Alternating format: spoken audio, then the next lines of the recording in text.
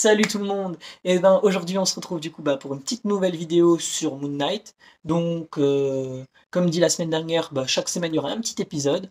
Bon, j'ai déjà dû changer depuis la semaine dernière, je me suis fait les cheveux rouges avec ma copine. Mais bon, rien à voir. Donc là on réagit à l'épisode 3. Je viens de le regarder là en ce début d'après-midi. Et honnêtement, de ce que j'ai pu voir déjà sur internet, plein de gens disent qu'il est moins bien que l'épisode 1 et que l'épisode 2. J'ai tout autant aimé. On sent que il est plus calme que l'épisode 1 et que l'épisode 2. Mais c'est parce que c'est, on va dire, un épisode transitoire. On voit que là, il annonce du lourd pour la suite. Faut pas oublier que là, c'est l'épisode du milieu. Enfin, on est vraiment au milieu de la série là. Il reste 3 épisodes et ce sera déjà fini. Du coup, moi, ça m'a pas choqué. La preuve, dès le début, on commence avec des trucs de fou. Genre, par exemple, on est là, ça commence l'épisode avec Leila, et elle est en train de faire un passeport avec sa mère, et avec leur conversation, moi, ça m'a fait penser à quelque chose, de tout ce qu'elle évoque. On parle de son père, ça a l'air d'être un sujet un petit peu tabou, on n'en sait pas plus.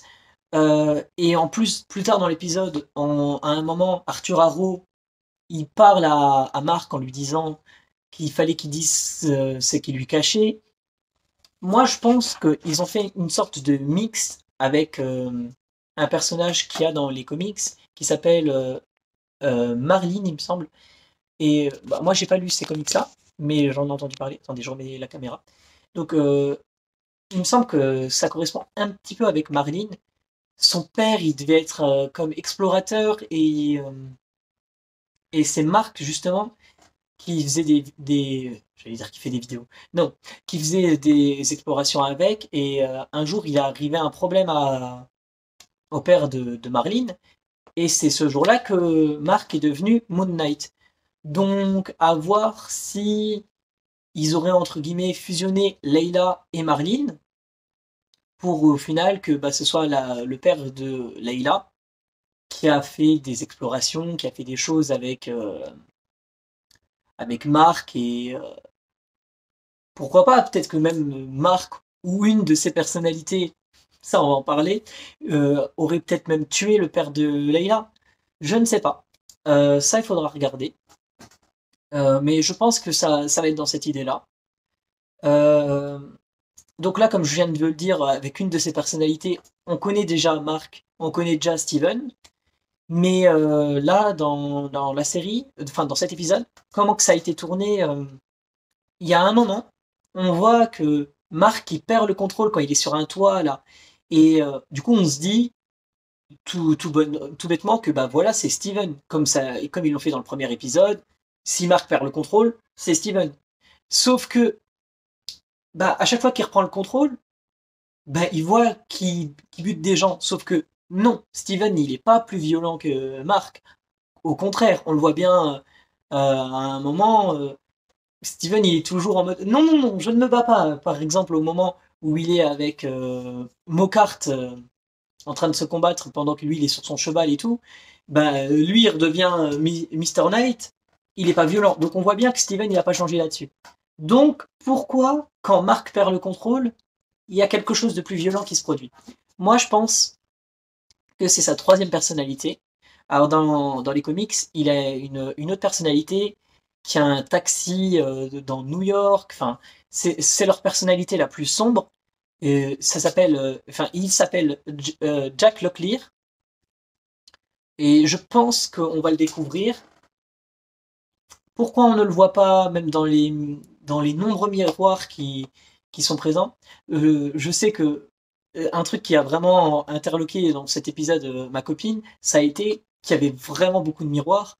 Et c'est vrai que même dans la vie de tous les jours, on se rend pas compte du nombre de choses que l'on croise qui, qui nous font un reflet, quoi, qui nous permettent de nous voir. Et là, je trouve que c'est vraiment bien accentué dans cet épisode. Et, euh, et je pense que si c'est pas grâce au miroir qu'on verra Jack, c'est peut-être dans ces moments les plus sombres, mais je pense qu'on le verra. Euh, oui, voilà. Donc, À voir. Peut-être que là, comme à la fin de l'épisode, on peut voir que Khonshu, bah, il est redevenu en statue, donc ils vont plus la voir. Peut-être que là, du coup, ils vont peut-être rencontrer Jack, qui, étant donné qu'il est plus violent, pourra peut-être les aider. Parce que bah, ça me fait quand même rire. Khonshu, il a dit à Steven, tu diras à Mark de venir me retrouver et me libérer. Qu'est-ce que Marc peut faire face à 5 dieux ou s'ils étaient au total 9 dieux? Et ça me fait quand même un petit peu rire à voir comment ça va être.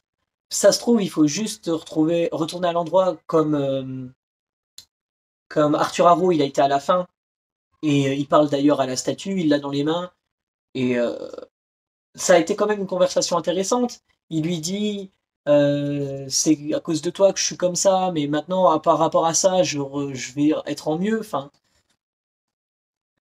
je sais pas. Donc, si peut-être Marc il arrive à se retrouver à cet endroit, il faut peut-être juste casser la statue et ça libère Khonshu. Je ne sais pas. À voir comment ça va être.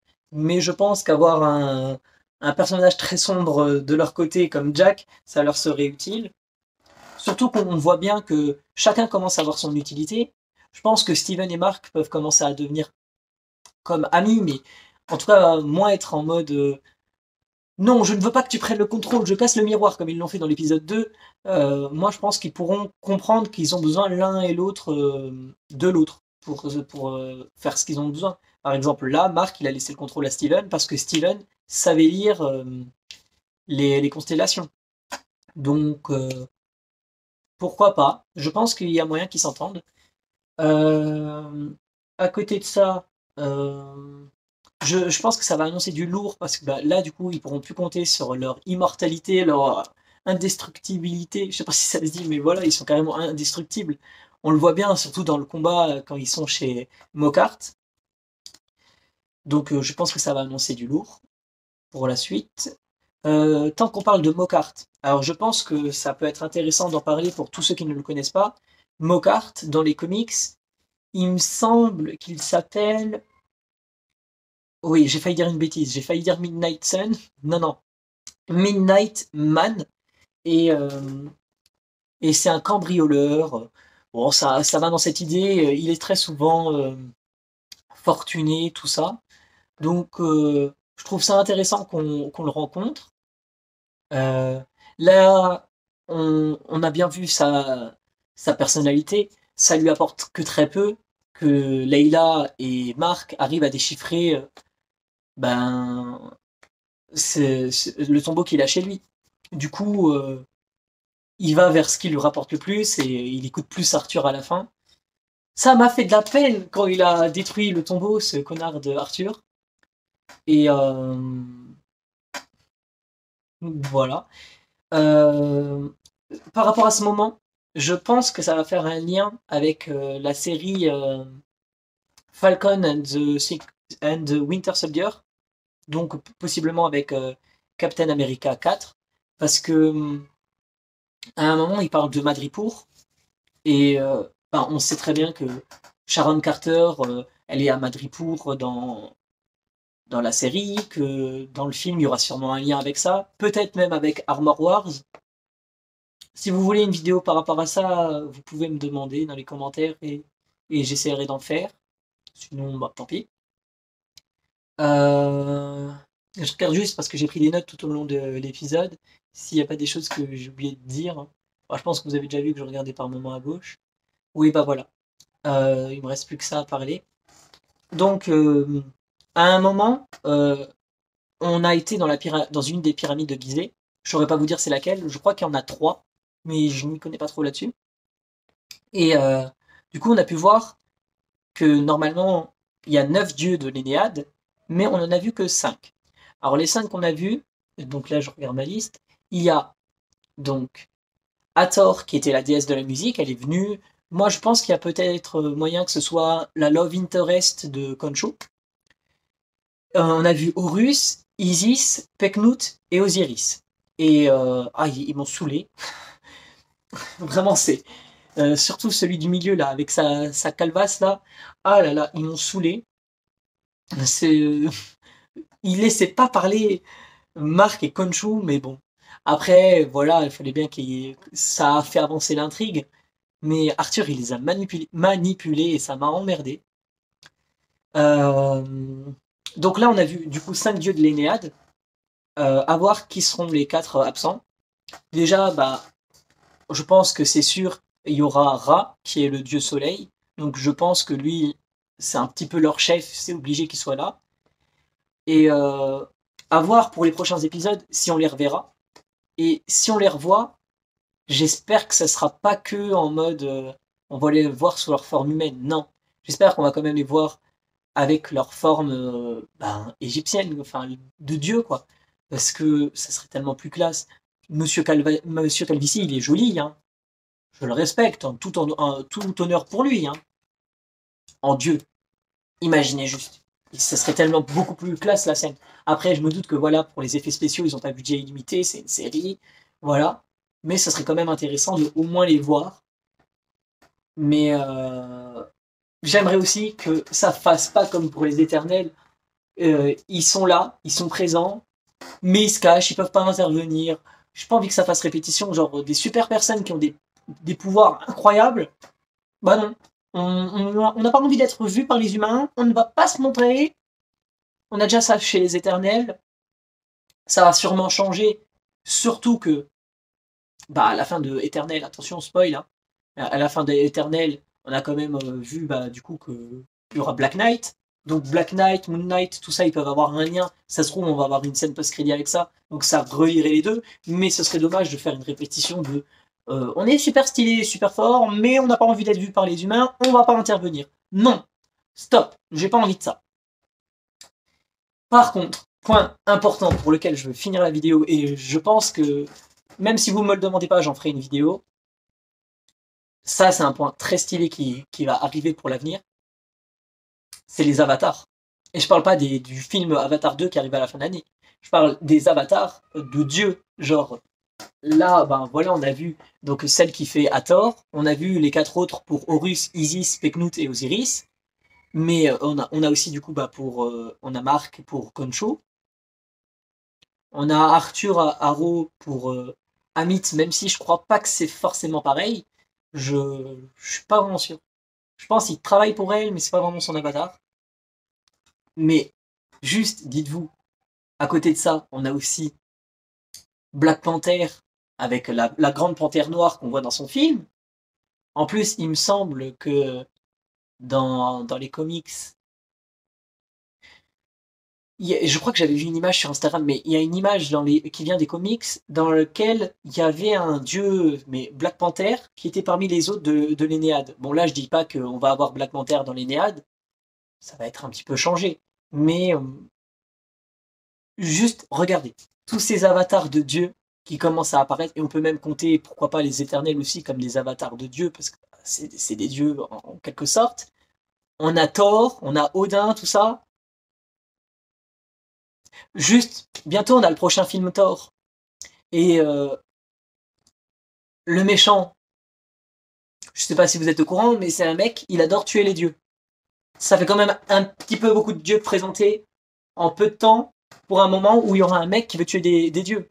Je sais pas, moi je pense que c'est une ligne à explorer, mais un truc très intéressant qui peut arriver pour le futur. Là, la mythologie qui arrive dans Marvel, on avait du mystique, on avait du cosmique, on avait du humain, on avait du scientifique, tout plein de choses, mais là maintenant la branche mythologique qui apparaît, mais moi, pour moi, ça annonce vraiment du lourd.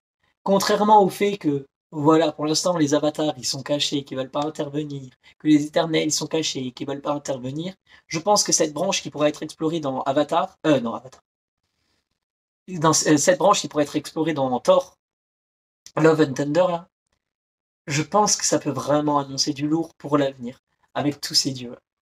Parce qu'il y en aura peut-être deux, trois qui vont mourir, hein, peut-être même plus, hein.